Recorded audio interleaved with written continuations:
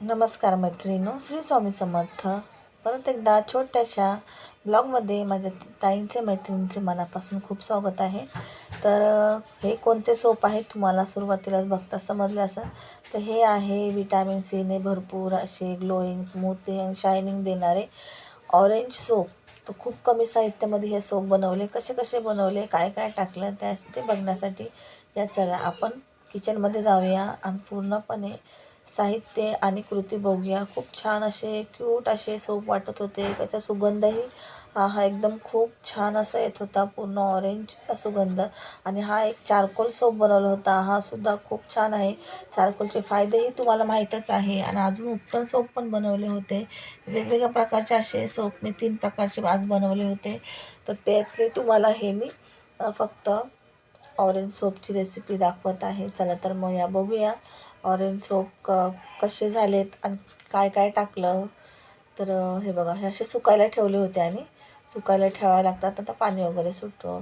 चला जा किचनमध्ये आणि बघूया ऑरेंज सोप बनवण्यासाठी. सर्वात पहिले तर मी ना भरपूर असे संत्रे आणले होते. तेच संत्रे ना टाकून न देता मी साफ करून धुवून घेतले आणि थोडेसे त्यातलं जे असतं ना व्हाईट पार्ट असतो तो थोडंसं चमच्याने काढून घेतला, बारीक तुकडे करून त्याच्यामध्ये रोज वॉटर टाकलं. पाणी जर रोज वॉटर नसेल तर पाणी घाला थोडंसं, पण मी रोज वॉटर टाकलं आणि बारीक अशी पेस्ट करून घेतली. जर जाडसर पेस्ट झाली असेल तर तुम्ही त्याच्यामध्ये तुम्ही गाळून टाका चाळणीने. पण इथं पेस्ट माझी चांगली फाईन झाली होती म्हणून मी डायरेक्ट आहे ना पेस्ट न घालता पाणी न घालता पूर्ण पेस्ट घातली. तर इथं मी ना सोप बेस, ग्लिसरीनचा सोप बेस मेल्ट करून घेतला आहे. आपल्याला जेवढे सोप बनवायचे तेवढे घ्यायचं. सोप बेस मेल्ट झाला, त्याच्यामध्ये ना 2 विटॅमिन ई कॅप्सूल, अर्धा चम्मच ग्लिसरीन टाकलेला आहे. इथं रोज वॉटर इथं मी ॲलोवेरा जेल टाकत आहे आणि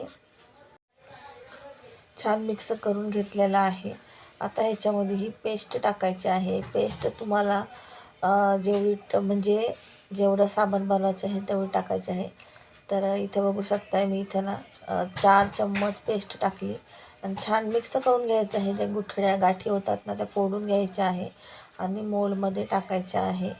तर फ्रेग्रन्स वगैरे काही टाकायची गरज नाही, कारण संत्र्याच्या सालीचाच एवढा मस्त फ्लेवर येत होता ना, तो कोणताही मी इथं फ्रेग्रन्स वगैरे टाकलेला नाही आहे.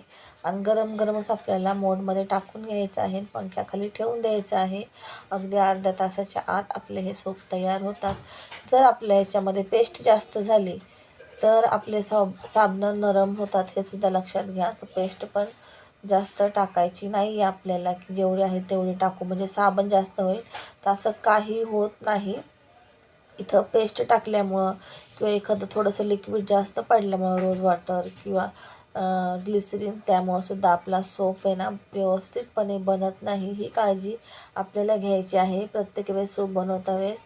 आणि हे बघा इथं ना चारकोल सोपसुद्धा बनवला होता, एकच बनवला होता मी ट्रायसाठी, पण खरंच खूप छान झाला होता. हे ऑरेंज सोप आहे, मोठे पण केले होते आणि छोटे पण केले होते. तर इथे मी तुम्हाला छोटेच फक्त मोडमध्ये टाकून दाखवले, पण मोठेसुद्धा पुढं दिसेल तुम्हाला. आणि खूप छान याचे रिझल्ट आहे. तर तुम्ही पण करून बघा नक्की घरच्या घरी. आणि जर ज्यांना कोणाला नसेल बनवायचं तर मला ऑर्डर करून तुम्ही मागवू शकता.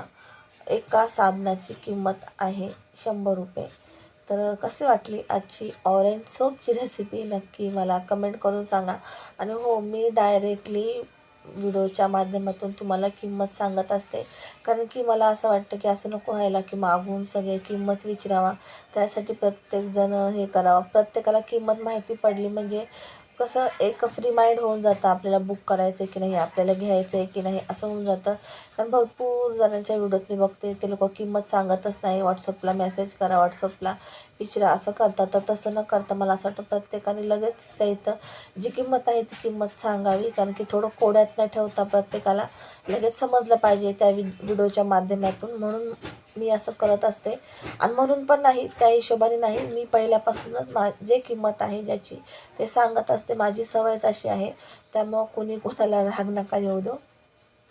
चला तर मग भेटूया पुढच्या व्हिडिओसोबत. तोपर्यंत बाय बाय. श्री स्वामी समर्थ.